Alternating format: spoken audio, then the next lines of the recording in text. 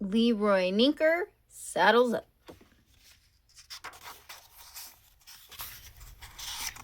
Chapter 1. Leroy Ninker worked at the Deckawoo Drive theater concession stand. It was Leroy's job to pour drinks and butter popcorn and smile a very large smile. At the concession stand, Leroy Ninker said, "Thank you very much." He said, "Extra butter on that?" He also said, "Yippee-i-oh." Leroy Ninker said, "Yippee-i-oh," because Leroy Ninker had a dream. He wanted to be a cowboy. On Wednesday nights, the Deckawoo Drive Theater ran a Western double feature, and Leroy Ninker stood and watched in wonder as the great white expanse of the Deckawoo screen filled with purple mountains, wide open plains, and cowboys. The cowboys wore 10-gallon hats. They wore boots. They carried lassos. The cowboys were men who cast long shadows and knew how to fight injustice. They were men who were never, ever afraid. "Yippee-i-oh," Leroy Ninker whispered to the screen. "That is the life for me. A cowboy is who I was meant to be." "Who are you whispering to?" said Beatrice Leopaglione. Beatrice was the ticket seller at the Deckawoo. Once all the tickets were sold and the movie had begun, Beatrice joined Leroy Ninker in the concession stand so that she could eat popcorn and watch the movie. "I am not whispering," said Leroy Ninker very loudly. "Cowboys do not whisper." "Can I make a point?" said Beatrice Leopaglione. "Can I make a simple observation?" "Yes," said Leroy. "All these cowboys," said Beatrice. "What have they got?" "Hats," said Leroy Ninker as he stared at the screen. "And also boots." "Yep," said Beatrice. "What else?" "Lassos," said Leroy. He put his hand on his lasso. "And?" said Beatrice. "Tracking abilities?" said Leroy. Beatrice heaved a heavy sigh. "I am thinking of something that you can actually see. Something right in front of you." She paused. "Something that the cowboys are sitting on." Leroy Ninker took off his hat and scratched his head. Beatrice sighed again. "Horses, Leroy," she said. "Every cowboy needs a horse." Leroy Ninker was a small man with a big dream. He was also the kind of man who knew the truth when he heard it. Suddenly, his hat and his lasso and his boots and his yippee-i-ohs didn't feel like enough. Beatrice Leopaglione was right. How could he ever hope to be a cowboy? A real cowboy, a true cowboy, without a horse? "Yep," said Beatrice. "You've got a problem. You've got to procure a horse. But don't worry, I happen to have the solution for you right here." She held up a copy of the Gisford Gazette. "Listen," she said. Beatrice adjusted her glasses. She cleared her throat. "Horse for sale," Beatrice Leopaglione read. "Old but good. Very exceptionally cheap." "Yippee-i-oh," said Leroy Ninker. He took out his wallet and counted his money. He looked at Beatrice Leopaglione. He said, "How much is very exceptionally cheap?" "I guess you won't know until you ask," said Beatrice. "Right," said Leroy. He counted his money again. "I hope I have enough."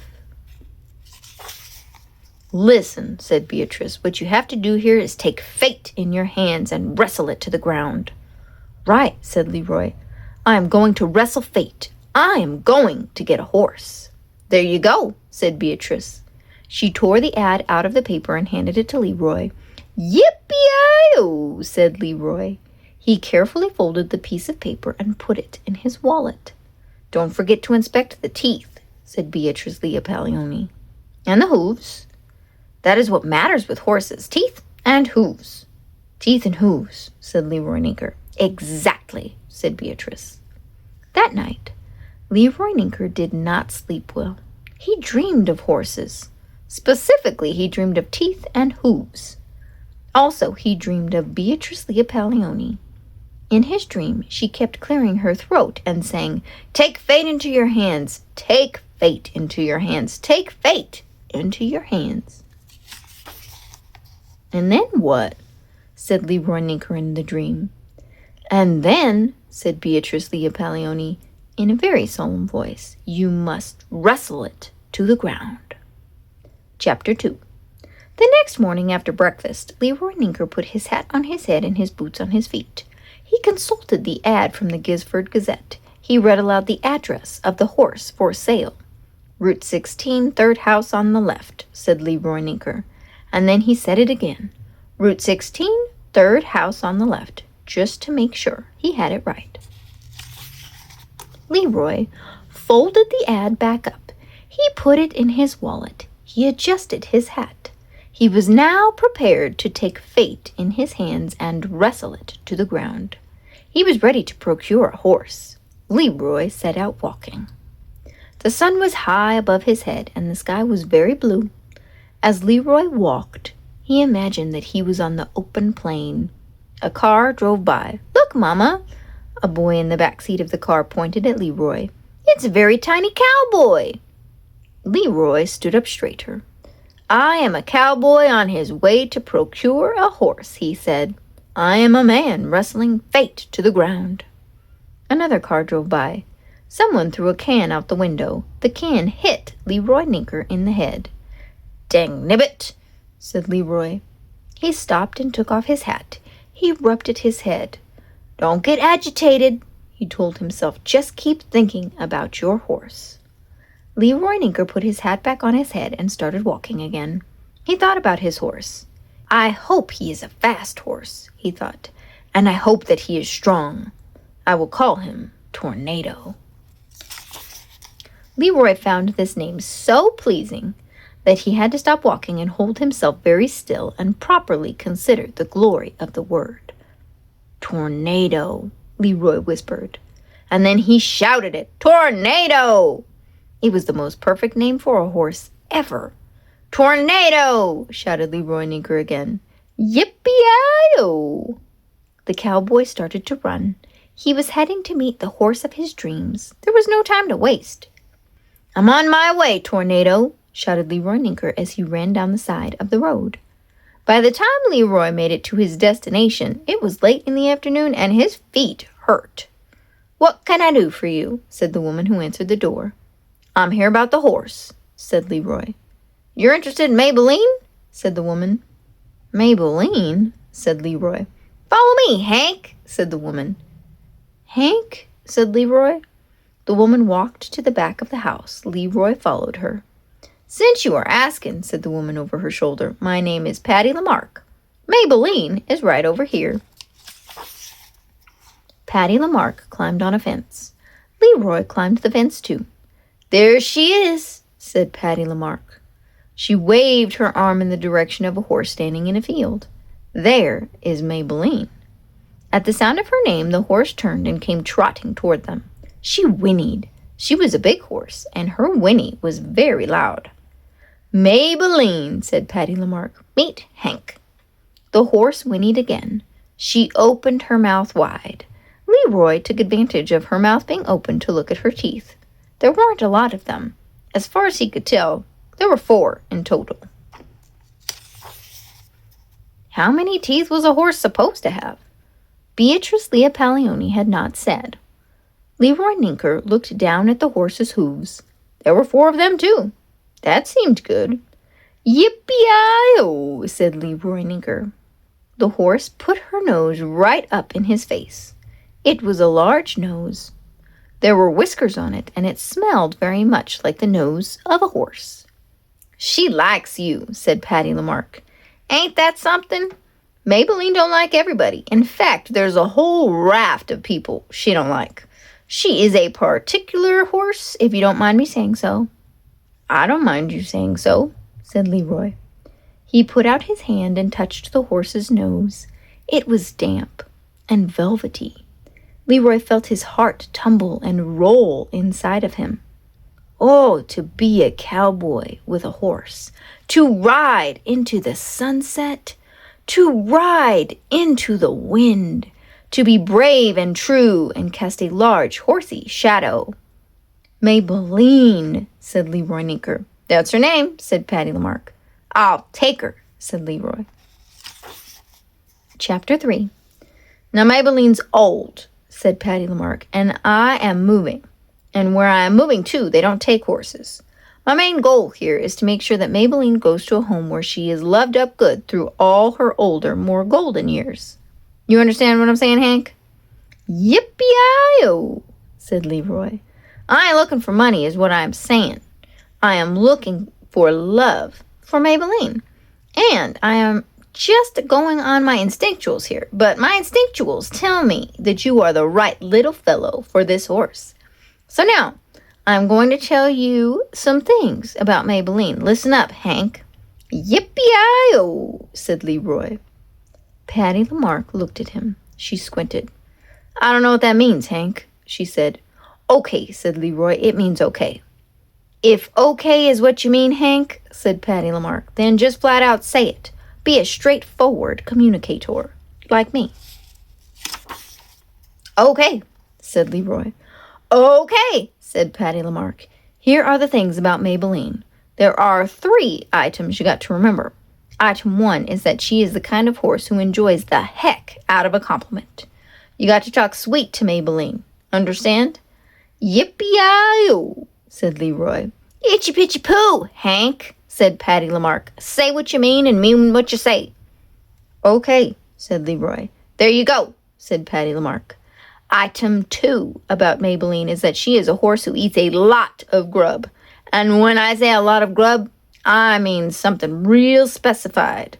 What I mean is this horse eats a lot of grub. Okay, said Leroy. He nodded. A lot of grub. Item 3 is that Maybelline is the kind of horse who gets lonesome quick. What I mean by that is that she is not the kind of horse who cares to be left behind. This is the most important item, Hank. Do not leave Maybelline alone for long, or you will live to rue and regret the day. Rue and regret the day, said Leroy. Okay. All right then, said Patty Lamarck. She's all saddled up and ready to go. Let me give you a hand here, Hank, since you are kind of a short little gentleman who looks to be in need of assistance with some of life's more overwhelming necessities. Patty Lamarck helped Leroy Ninker up on Maybelline's back, and right away Leroy Ninker noticed that the world was different from the top of a horse. The colors were deeper. The sun shone brighter. The birds sang more sweetly. Also, Patty Lamarck seemed shorter and a tiny bit less bossy. Giddy up, said Leroy Ninker to his horse. Nothing happened. Leroy Ninker slapped the reins. Giddy up, he said again. Maybelline stood without moving. Hank, said Patty Lamarck, I don't believe that you were listening to me even one tiny bit when I listed out them 3 items. You got to listen in this world, Hank.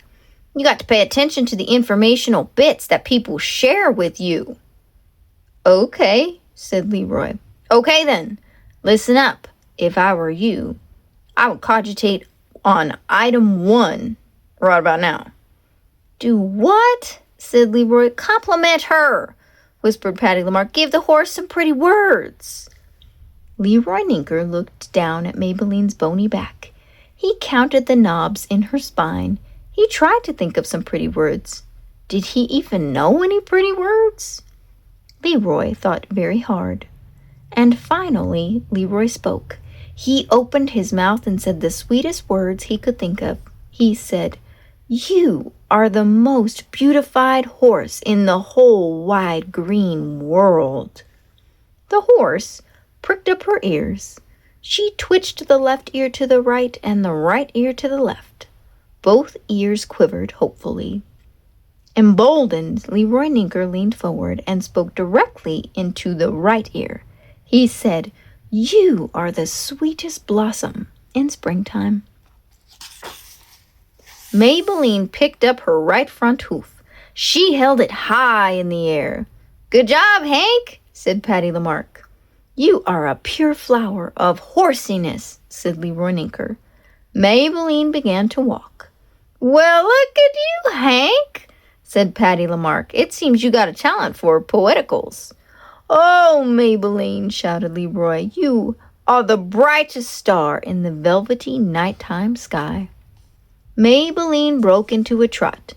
Goodbye, Maybelline, shouted Patty Lamarck. Good luck, Hank. Remember them other 2 items, and listen to the people of the world when they offer you informational bits. Patty Lamarck held up a hand and waved, and Leroy waved back, and then Patty Lamarck disappeared. Maybelline, Leroy's horse, was going very, very fast. Chapter 4. Leroy Ninker held on tight. He thought of more pretty words, and he said them. Sweetness, said the cowboy. Lovely one, beloved. The horse went faster. Maybelline of my dreams, shouted Leroy Ninker. The world was a green and gold blur, and Leroy was happier than he had ever been in his life. Maybelline ran and ran and ran. The horse ran until the sun was low in the sky and the shadows were long and sad. Maybelline, said Leroy into Maybelline's left ear, it is time for the 2 of us to head home. Maybelline nickered. She slowed down to a trot, and then she stopped entirely. Leroy Ninker slid forward in the saddle. Giddy up, my beautiful one, said Leroy. But Maybelline held still. Yippee-i-oh, my beloved, said Leroy. We are homeward bound. Maybelline looked to the left, and then she looked to the right. She let out a long whinny. Oh, said Leroy, I get it. He slid off Maybelline's back. He took hold of the reins. Come on, horse of my heart, he said. I will show you the way home. Leroy walked ahead, and Maybelline followed behind. And every once in a while she would give Leroy a friendly little bump with her nose, pushing him forward. And in this way the cowboy and his horse made their way home through the deepening purple dusk. Home was the Garden Glen Apartments, Unit 12. Unit 12 was a very small apartment, which was just fine because Leroy was a very small man. Maybelline, however, was not a small horse. She was a tall horse, and she was a wide horse, and she would not fit through the door of Unit 12. Gold dang it, said Leroy Ninker. He gave Maybelline a little push, and when that didn't work, he gave her a large shove. But Leroy soon saw that it was impossible. All the shoving in the world was not going to make Maybelline fit through the door of Unit 12. Dag blibberet, said Leroy. He actually felt like he might cry, which was ridiculous because cowboys definitely did not cry. Leroy closed his eyes and Patty Lamarck's face floated into view. She opened her mouth and said, Cogitate on item 1 if you care to move forward, Hank. You got to compliment the heck out of her. Leroy opened his eyes. He cleared his throat. He said, Maybelline, you are the best, squeeziest into a small spot horse that I have ever known. Maybelline twitched her ears to the left and to the right, and while the horse was busy savoring the compliment, Leroy gave her a hopeful shove. But Maybelline still wouldn't fit through the door. Flibber gibberit, said Leroy. He closed his eyes and conjured up Patty Lamarck's face again. He tried to remember the other items about Maybelline. He thought very hard. I got it, he said. Item 2 is that you are the kind of horse who eats a lot of grub. Leroy opened his eyes. Maybelline was looking at him in an extremely hopeful manner. Well, yippee-i-okay, said Leroy Ninker.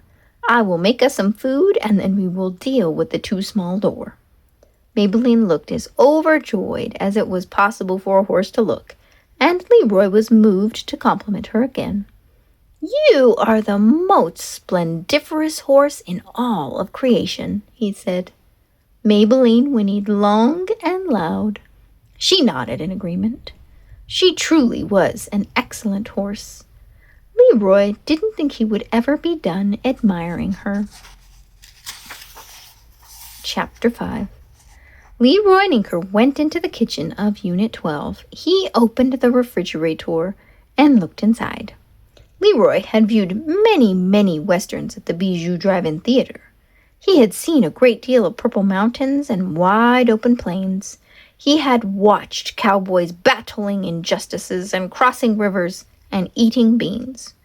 But he could not recall one movie where a cowboy said aloud exactly what it was that he was feeding to his horse. "Hay?" said Leroy.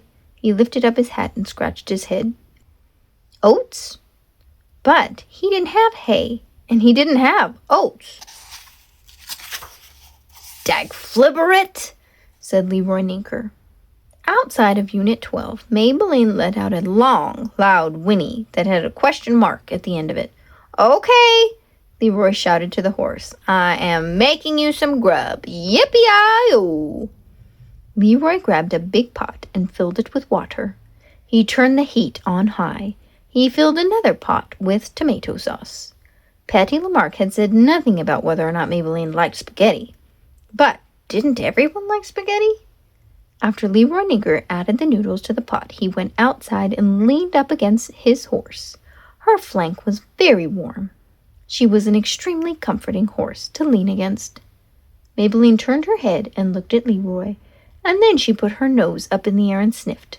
"That's right," said Leroy. "I am cooking you some grub." Maybelline whinnied. "It's spaghetti," said Leroy. "I hope you like spaghetti." It turned out that Maybelline did like spaghetti. She liked a lot of spaghetti. The horse ate the first pot of noodles in a single gigantic gulp. As far as Leroy could tell, she didn't even bother to chew. When she was done, Maybelline lifted her head from the pot and looked at Leroy in a meaningful way. Leroy said, "Yippee-yi-oh!" and he went running back into Unit 12 with the empty pot and started boiling more water.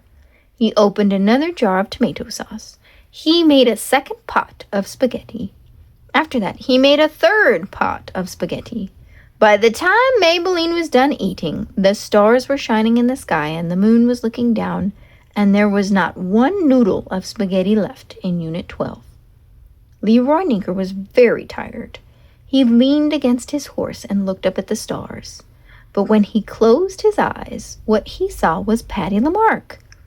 Her face was as big as the moon, and her mouth was opening and closing and opening and closing. Leroy knew exactly what she was saying. Patty Lamarck was reciting Item 3. "Maybelline?" said Leroy. Maybelline turned and put her nose in Leroy's face. "I have remembered Item 3, said Leroy Ninker. "Item 3 is that you are the kind of horse who gets lonesome quick." Maybelline nickered. "But you cannot fit inside Unit 12, said Leroy. Maybelline shook her head. "Okay then," said Leroy. "I will stay here with you." He took off his boots. He removed his lasso. He loosened his belt. And then he lay down at Maybelline's feet. He put his hat over his eyes. He sighed a happy sigh. "I have made a lot of mistakes in my life," said Leroy Ninker from underneath his hat.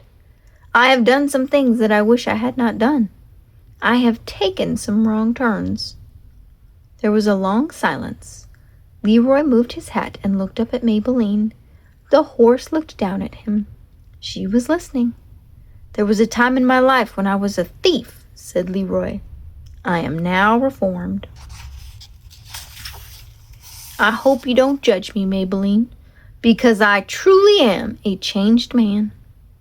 Maybelline let out a small chuff of air. "Oh, Maybelline," said Leroy, "you are my horse.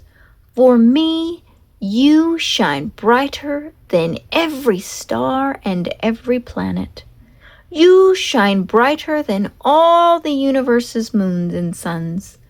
There are not enough yippee-i-ohs to describe you, Maybelline. I love you." Leroy Ninker had never imagined that he could string so many words together at once. It was the longest speech of his life. He looked up at Maybelline and she looked down at him. Leroy's cheeks felt hot. He lowered his hat so that it covered his face. "Good night, Maybelline," he whispered. Leroy closed his eyes. He thought very hard. Had his heart been waiting for Maybelline to come along so that it could open wide and he could speak all the beautiful words that he had been hiding inside of him? It was an amazing concept to consider, and the cowboy fell asleep considering it. Chapter 6.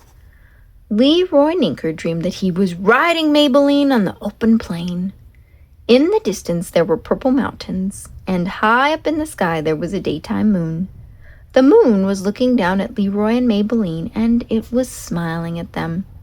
In Leroy's dream, Maybelline was running very fast, although she had a full set of teeth. "It's just like a movie," thought Leroy. "We are just like a horse and cowboy in a movie." The wind rushed across his face. It smelled like cinnamon and clover and spaghetti sauce. "The wind is promising me wonderful things," thought Leroy. And then he thought, "Patty Lamarck is right. I am very good at speaking poeticals." Maybelline's hooves pounded on the earth. Maybelline's hooves were extremely loud. Leroy had never heard such loud hooves, even in the movies. Maybelline's hooves were as loud as thunder. The cinnamon and clover and spaghetti sauce scented wind blew harder and faster. It tickled Leroy's nostrils, and then it slapped him on the cheeks. The wind obviously was trying to tell Leroy something important. And then in his dream, Leroy heard Patty Lamarck's voice. "Wake up, Hank!" she shouted. "Protect your horse!" Leroy Ninker woke up. Thunder crashed. A bolt of lightning lit up the world. "Dad blubberet," said Leroy. "It's fixin' to rain." He stood. He hitched up his pants and pushed his hat down on his head. He looked at Maybelline. Her eyes were closed. She was still asleep. "Horse of my heart," whispered Leroy, "sweetest and most delicate of all springtime blossoms. I cannot let you be rained on. I will go inside and get you an umbrella." Maybelline's eyes stayed closed. "I'll be right back," said Leroy. He turned and ran into Unit 12. While Leroy was gone, the rain began. A drop fell on Maybelline's nose. Another drop fell on her ear. The horse woke up. She lifted her head and looked around her. Terrible things were happening. Thunder was crashing. Lightning was flashing. And worst of all, Maybelline was utterly, absolutely alone. She was not the kind of horse who liked to be alone. Maybelline let out a long, questioning whinny. The thunder crashed. The lightning flashed. Maybelline called out again. Where was the little man? Where was the little man with the big hat and the beautiful words? Where was the little man who brought her spaghetti? Maybelline called out again and again. There was no answer. She didn't know what to do. And when Maybelline didn't know what to do, what Maybelline did was run. Leroy Ninker came out of Unit 12 holding an umbrella up high over his head. "Here I am, my springtime blossom," he said, "and I have brought you an umbrella."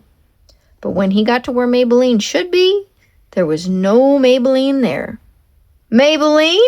said Leroy into the darkness and the wind and the rain. "Maybelline!" The wind blew harder. "Horse of my heart," said Leroy Ninker. The rain came down hard and fast. The lightning flashed, revealing a horseless world. Leroy stared into the emptiness. He heard Patty Lamarck's voice in the wind. She was saying, "Do not leave Maybelline alone for too long, or you will live to rue and regret the day." A great gust of wind came along and grabbed hold of Leroy's umbrella and ripped it right out of his hands. Leroy watched as the umbrella spun up into the darkness. He was a cowboy without a horse, a cowboy without an umbrella. He was a cowboy absolutely, utterly alone. Chapter 7. The cowboy walked through the dark and stormy world shouting, "Maybelline! Maybelline! Maybelline!" In his haste to find his horse, Leroy had left Unit 12 without his boots and without his lasso. He was not at all prepared to go on a horse search, and he had no idea where to begin. Patty Lamarck's face appeared before him and said, "Don't forget compliments, Hank, and the grub." "Maybelline!" Leroy shouted. "You are the queen of Yippee-I-O-ness! You are the most beautiful horse in all of creation!" No horse appeared. "Maybelline!" Leroy shouted. "There will be unending pots of spaghetti if only you come home to me." No horse appeared. Leroy thought about Maybelline and her bony spine and her 4 teeth. He considered her whiskered, velvety nose. He cogitated upon her twitching, twisting ears and how she bent her head down to listen to him. Oh, she listened to him so well. "Maybelline," Leroy whispered into the darkness, "you are the horse for me." The rain came down harder, and the wind blew meaner. Leroy's socks were soaked through. "This is the worst night of my life," thought Leroy. "If there is anything worse than being a cowboy without a horse, it is being a cowboy who had a horse and then lost her." The wind howled and whistled, and then the wind grabbed hold of Leroy's hat and tossed it away. "Dag blither it, you wind, you!" Leroy shook his fist at the wind. "What am I going to do without my hat?" Leroy Ninker was now hatless, bootless, lassoless, and horseless. He had never felt less like a cowboy. "I want my horse!" Leroy Ninker shouted into the wind and rain. He sank to his knees. "Give me back my horse!" "Please, please! Maybelline, I promise that if I find you, I will never leave you alone again." These words seemed so sad to Leroy that he started to cry. The wind blew stronger. The rain beat down. The world was very, very dark, and the cowboy was lost. Oh, he was lost. And where was the horse? She was lost too. She was as lost as she had ever been in her life. She was soaked to the hooves, and she was very afraid. She was also tired. She stopped running and held herself still in the darkness. She whinnied, and then she neighed, and then she nickered. Finally, she sighed. The horse wanted many things. She wanted the rain to stop falling and the wind to stop howling. She wanted the little man to appear out of the darkness holding a gigantic pot of spaghetti. But more than anything, Maybelline wanted to hear the little man's voice. The horse needed to hear some beautiful words. But there was no little man, and there were no beautiful words. There was just darkness, and rain, and wind. And since Maybelline couldn't think what to do, she started to run again. She ran without thinking or hoping. In the darkness, the horse went one way, and the cowboy, alas, went the other. Chapter 8. Leroy stood in a patch of mud. He looked down at his socks. They were very dirty. He looked up at the sky. He watched as the rain slowed to a trickle. The thunder grumbled and rumbled and then slunk away. The last raindrop fell. The world became very quiet. The sky was gray, but at the horizon there was the slightest hint of pink.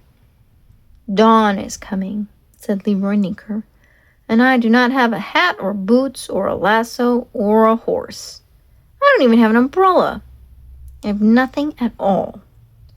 Leroy watched the sun slowly rise. The orange ball of it glowed brighter and brighter. He shook his head sadly. He looked down at his muddy socks again. And then, in the pink and hopeful light of dawn, Leroy noticed something in the dirt. He bent down and traced the shape that was imprinted in the mud. His heart thumped inside of him. "Yippee-I-O!" whispered Leroy Ninker to the hoofprint. He looked past the first hoofprint, and he saw there was a second one, and then a third. Maybelline! Shouted Leroy Ninker. He followed the hoof prints. He started to run. He may not have had a hat or a lasso or boots, but he was tracking a horse. His horse. Maybelline was out there somewhere, and a cowboy named Leroy Ninker would find her. The horse was, indeed, out there somewhere. To be specific, she was 3 streets over. The horse was on Deckawoo Drive. She was standing at the window of a house. She was watching a family sitting down to breakfast. Wonderful, wonderful smells were coming from inside the house, and the family looked happy sitting together around the table. Maybelline put her nose very close to the window. She watched the family. She admired the food, and when she could not bear it any longer, she raised her head and called out. She whinnied long and loud. Leroy Ninker was following the hoof prints when he heard a sound that made him stop in his tracks. Leroy held himself very still. He listened. He heard birdsong and the low hum of a train. He heard the whoosh of car tires on the wet pavement. And then he heard that beautiful, singular noise again. A whinny. A horse. His horse. Maybelline. Leroy ran in the direction of the whinny. Maybelline, he called out, I am on my way. He leapt over a bush. He ran around a bicycle. He climbed over a fence and into a backyard. And there was Maybelline. She was standing and looking in the window of a house. Maybelline! Shouted Leroy. The horse turned and looked at him.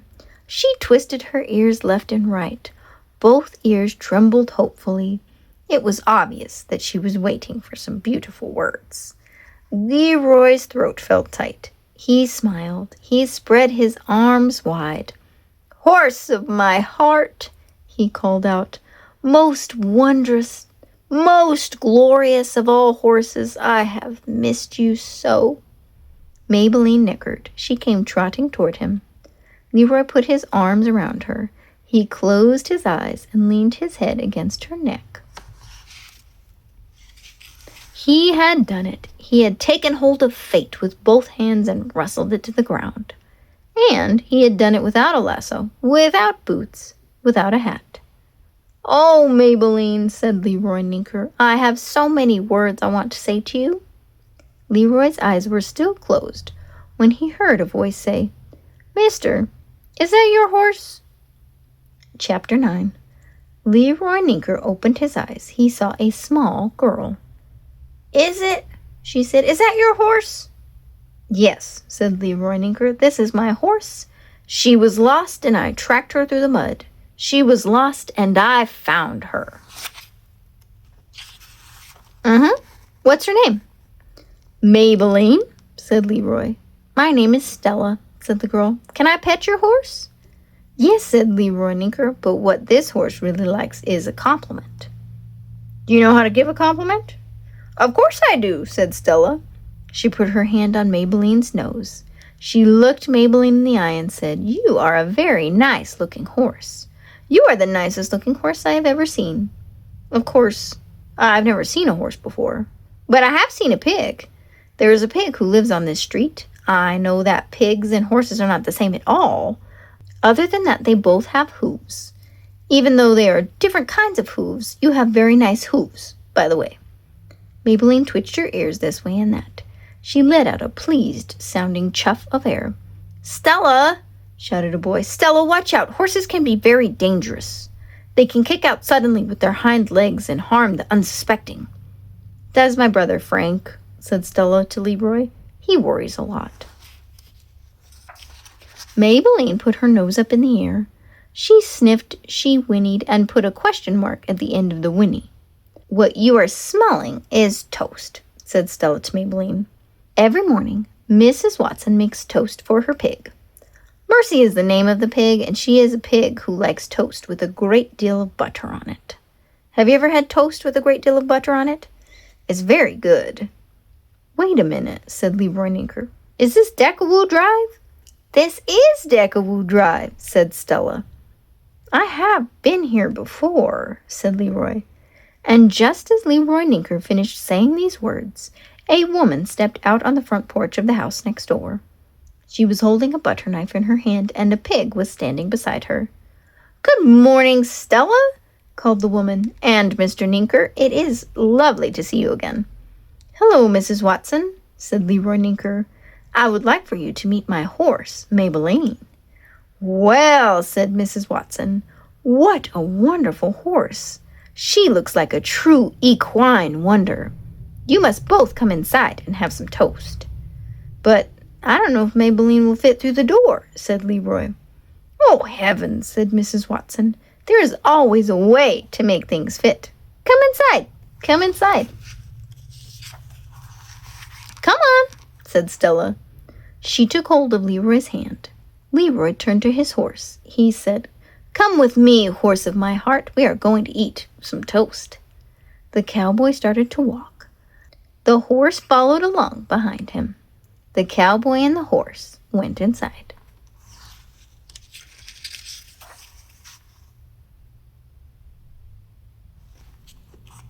Coda. Every evening, Leroy rode Maybelline to work. Maybelline stood behind the Bijou Drive-In Theater concession stand. She watched the movies. She ate popcorn.